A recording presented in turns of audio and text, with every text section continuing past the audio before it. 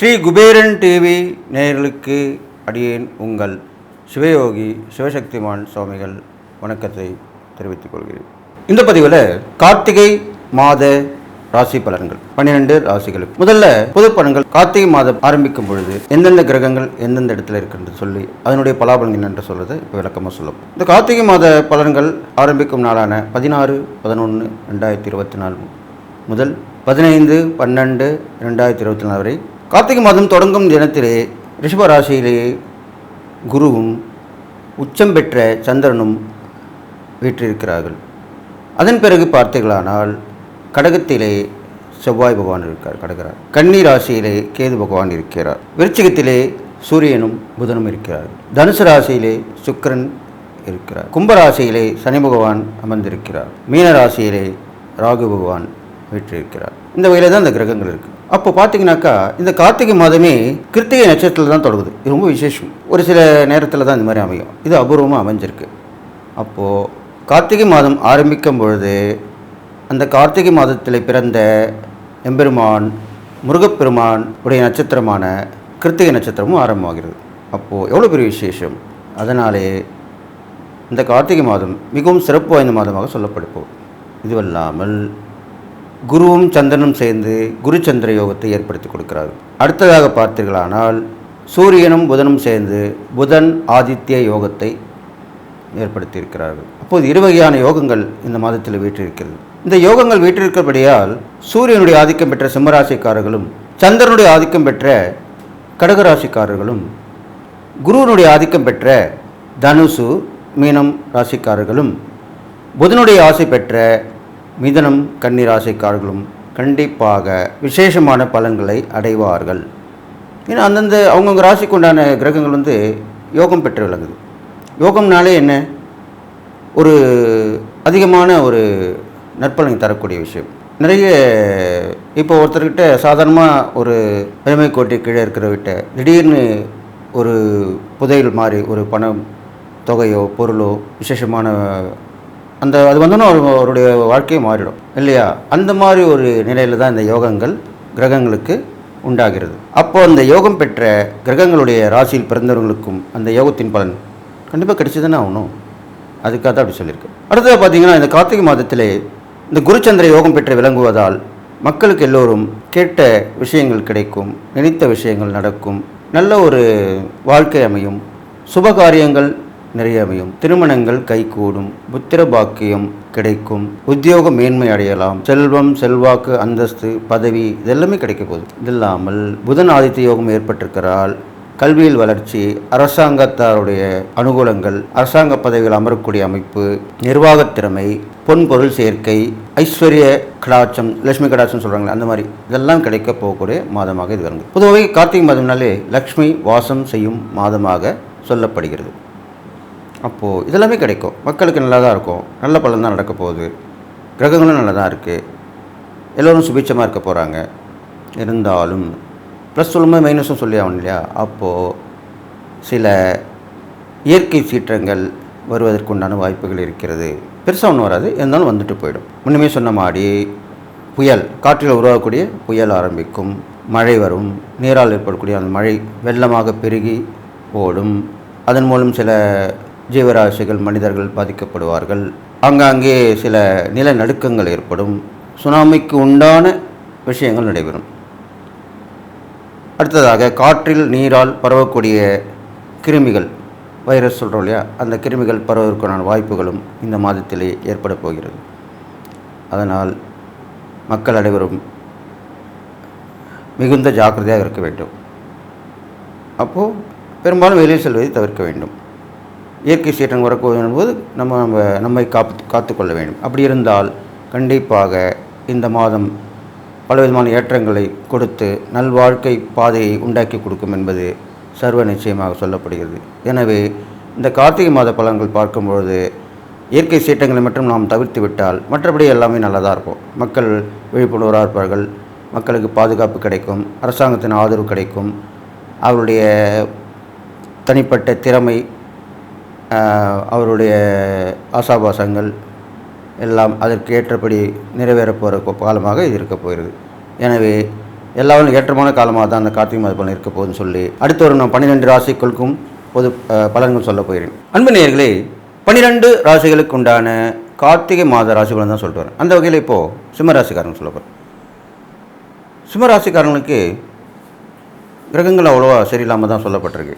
அதனால் கொஞ்சம் பாதிப்பாக தான் இருப்பீங்க, மனக்கலக்கமாக இருப்பீங்க, நடக்குமோ நடக்காதோ அப்படின்னு நினச்சிட்ருப்பீங்க.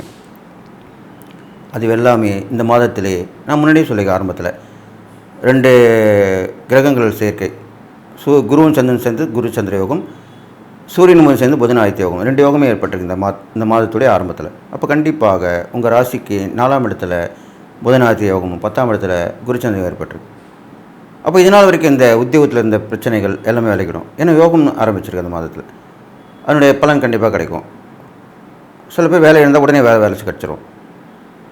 அது இல்லாமல் தொழில் லாபம், வியாபாரம், முன்னேற்றம் எல்லாமே நடக்கும். வீடு வாகனம் சம்பந்தப்பட்டெல்லாம் இப்போ கொஞ்சம் பிரச்சனையாக இருந்திருக்கும் இது நாள் வரைக்குமே. ஆனால் இப்போது அது சரி செய்யப்பட்டுவிடும். வீடு கிடைக்கும், இல்லைனா வீடு வாங்குகிற முயற்சியில் இறங்கிடுவீங்க, ஒரு டோக்கன் மாதிரி கொடுத்து ஆரம்பிச்சிடுவீங்க. அந்த மாதிரிலாம் நடக்கும். வாகனங்களுக்கும் அதே மாதிரி தான், உடனே வந்து சேரும், வண்டி வாகனங்கள்லாம் வந்து சேரும். பிரயாணங்கள் நிறைய வந்துடும். உங்களுக்கு கணவன் மனைவிக்கு வந்த உறவு கூட கொஞ்சம் சாதகமான சூழ்நிலை அமையும். எல்லாமே பொருள் வரவு, பண வரவால் தான் நடக்க போகுது. நல்லது. அது ரெண்டுமே தடைப்படும் போது ஒருவருக்கு ஒரு மனசாபம் ஏற்படுறது சகஜமான விஷயந்தான். அது நட்பாக இருக்கலாம், உறவாக இருக்கலாம், கணவன் மனைவி கூட அப்படி தான் சொல்லப்படும். அதெல்லாமே இப்போ சரியாக போயிடுது உங்களுக்கு. இது இல்லாமல் கொடுக்கல் வாங்கல பிரச்சனை இருந்திருக்கும், அதெல்லாமே இப்போ கொஞ்சம் தவிர்க்கப்பட்டு விடும். கொஞ்சம் வரவுகள் வரும்போது அதெல்லாம் தீர்க்கப்படும். இப்போது கடன் இருந்தால் கடன் வாங்கி தான் கடன் கொடுத்துட்டுருப்போம், வட்டி கட்ட முடியாமல் இருக்கணும். அப்போ வரவுகள் அதிகமாக என்ன பண்ணுவோம், அந்த நம்மளுக்கு சுயமாக வருமானம் வரும், அது மூலிமா அந்த வட்டியில் கொடுத்துருவோம், கொஞ்சம் அசலில் கொடுத்துருவோம். அப்போ கொஞ்சம் நல்ல விஷயமாக நடக்க போகுது. அதுதான் நடக்க போகுது இப்போ. அது இல்லாமல் உங்களுக்கு ஆயில் பயம் ஏற்பட்டிருக்கும், என்ன ஆகுமோ ஏதாகுமோ, வாழ்க்கை எப்படி போகுமோ எல்லாமே இருந்திருப்பீங்க. அதெல்லாமே இப்போ கொஞ்சம் சீர் செய்யப்பட்டு நல்ல எண்ணங்கள் தான் மனசில் வரப்போகுது. நிறைய இறை நம்பிக்கைகள் ஏற்பட்டுடும். கோயிலுக்கு அடிக்கடி போயிட்டு வருவீங்க. உங்களுடைய ராசிபதினு சூரியனுடைய அம்சமாக விளங்கக்கூடிய சிவனை வழிபட்டு வரலாம். ஏன்னா சிவனுக்கு ஏற்ற மாதமாக தான் கார்த்திகை மாதம் சொல்லப்பட்டிருக்கு. அந்த திருவண்ணாமலையில் தான் கார்த்திகை தீபம் ஏற்பட்டு அதில் போயிட்டு நீங்கள் ஒரு மாதிரி கலந்துட்டு வரணும். அந்த தீபத்தை தரிசிக்கலாம். அந்த கார்த்திகை தீபத்தை அன்றைக்கி தான் தரிசிக்கணும் இல்லை, அந்த கார்த்திகை தீபம் அன்றிலிருந்து தொடர்ந்து 11 நாட்கள் எரிந்து கொண்டிருக்கும். இது ஒரு சிலருக்கு தெரியாமல் இருந்திருக்கலாம். அப்போது கார்த்திகை தீபத்தை அன்றைக்கி தான் நம்ம போய் பார்க்கணும் இல்லை, அந்த தொடர்ந்து எரியக்கூடிய அந்த 11 நாட்கள் ஏதாவது ஒரு நாட்கள் போய் பார்த்துட்டு வரலாம். பெரும்பாலும் மாலை வேல் பொழுது நல்லது. ஏன்னா பகலில் போனால் அவ்வளோ தெரியறதுக்கு வாய்ப்பு இல்லை. மாலை வேலில் போகும்போது இருள் சூழ்ந்து அந்த தீபம் மட்டும் நல்லா வெளிச்சமாக தெரியும். அப்போ அதை தரிசனம் பண்ணிட்டு வரலாம். இதெல்லாம் எளிமையான வழிமுறைகள் எல்லாம் இருக்குது, அதை செஞ்சுட்டு வாங்க. நீங்கள் கண்டிப்பாக எதை கோயில் போனாலும் தீபம் ஏற்படணும். ஏன்னா நீங்கள் நெருப்பு ராசியில் பிறந்திருக்கனால, நெருப்பு கிரகம் என்று சொல்லக்கூடிய சூரியனுடைய அம்சமாக பிறந்தனால நிறைய விளக்குகள் கோயிலில் ஏற்றலாம், விளக்கு தானம் பண்ணலாம், விளக்குகள் வாங்கி கொடுக்கலாம், இது மாதிரிலாம் பண்ணிட்டு வரலாம். நிறைய பெரியவர்களுக்கு ஆசீர்வாதம் ஏற்பட்டுக்கலாம். சாதுக்களுக்கு, ஆன்மீகத்தில் உள்ள பெரியவர்கள் கஷ்டப்படுறவங்களுக்கு உதவி ஒத்தாசை பண்ணிட்டு வரலாம். இதெல்லாம் பண்ணுறது தான் உங்களுக்கு நல்லமே நடக்க போகுது. அது இல்லாமல் பார்த்திங்கன்னா உங்களுக்கு ஒரு எண்ணம், நினைத்த எண்ணம் இருக்கும், அது கண்டிப்பாக நடந்துடும். சில பேர் ஒருத்தரை நினச்சிருப்பாங்க, அவங்க மூலிமா நல்லது நடக்கணுமே, அது கண்டிப்பாக இப்போ உள்ள காலகட்டத்தில் நடக்கும்.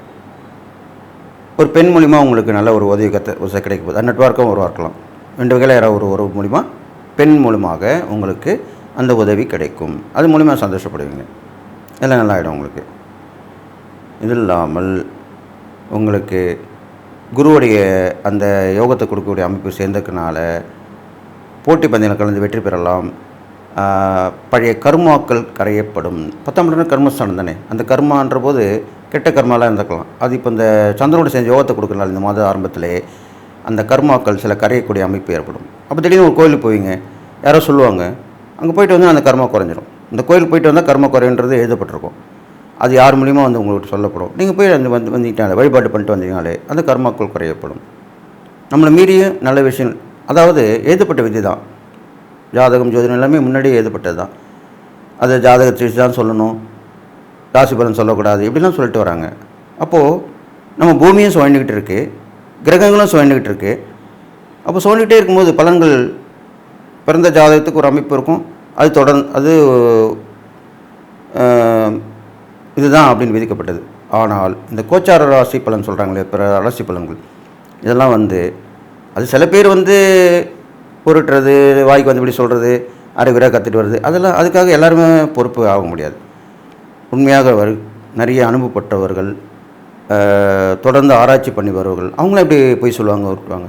கிரகங்களை வச்சு தான் சொல்லுவாங்க, கிரகத்துடைய சாரவச்சை வச்சு சொல்லுவாங்க, கிரகம் எந்த நட்சத்திரத்தில் வச்சு அதை சொல்லுவாங்க, அது பார்க்குற பார்வை வச்சு சொல்லுவாங்க. இதெல்லாமே உண்டு. அதுக்கெல்லாமே பலன்கள் இருக்குது இல்லையா? அதை தானே சொல்லிட்டு வரோம். அப்போ ஒன்று நடக்கலாம், ஒன்று கண்டிப்பாக நடந்துடும் இல்லையா? இப்போ அடியன்னு சொல்லிட்டு ஒரு ராசி பலன்லேயே முக்கால்வாசி பேர் நல்லா தான் இருக்குன்னு சொல்கிறாங்க. ஒரு சில பேர் சொல்கிறத பற்றி நான் எடுத்துக்கிறதில்ல. ஏன்னா நிறைய குடம் தழும்பாது, நான் அதை பற்றி கவலைப்படுறதில்லை. சில பேர் சொல்லுவாங்க இவர் தொழிலுக்கு புதுசுன்னுவாங்க, சில பேர் சொல்லுவாங்க இவரை நம்பாதீங்கன்னுவாங்க, சில பேர் சொல்லுவாங்க இவர் வாய்க்கு இப்படி சொல்கிறாருன்னு. அப்படிலாம் கிடையாது. என்னுடைய மனசாட்சிப்படி நான் கரெக்டாக தான் இருக்கேன். நான் 50 வருடமாக ஜோதிடம் பார்த்துட்டு வருகிறேன், ஆன்மீகத்திலும் இருக்கேன். அதனால் ஆராய்ச்சி அனுப்பப்பட்டு தான் சொல்லிட்டு வரேன். அதை பற்றி நான் கவலைப்பட மாட்டேன். ஏன்னா என்னை பார்த்து ஒரு திருந்துறவங்க ஒரு சில பேர் இருந்தாலே போதும், பயன்பெறும் ஒரு சில பேர் இருந்தாலும் போதும். அதனால் சிம்மராசிக்காரங்க கவலைப்பட வேணாம், எல்லாமே நல்லபடியாக நடக்க போகுது, உங்கள் வாழ்க்கை முன்னேற்றமாக இருக்க போகுது. இதனால் நீங்கள் நான் சொன்ன இந்த இறைப்பறைகள் தான் பண்ணிட்டு வாங்க, முயற்சி எடுத்துக்கிட்டே இருங்க, விடாமுயற்சி எடுங்க. கண்டிப்பாக இந்த கார்த்திகை மாத பலன் உங்களுக்கு நன்மை தான் செய்யும்னு சொல்லி நீங்கள் எல்லா நலமும் பெற்று வாங்கன்னு சொல்லி வாழ்த்தி விடைபெறுகிறேன். நன்றி, வணக்கம். ஸ்ரீ குபேரன் டிவியை பார்த்தமைக்கு நன்றிகள். மேலும் இது போன்ற தகவல்களை தெரிந்து கொள்ள ஸ்ரீ குபேரன் டிவியை சப்ஸ்கிரைப் செய்யுங்கள். மறக்காமல் பெல் ஐக்கானை கிளிக் செய்யுங்கள்.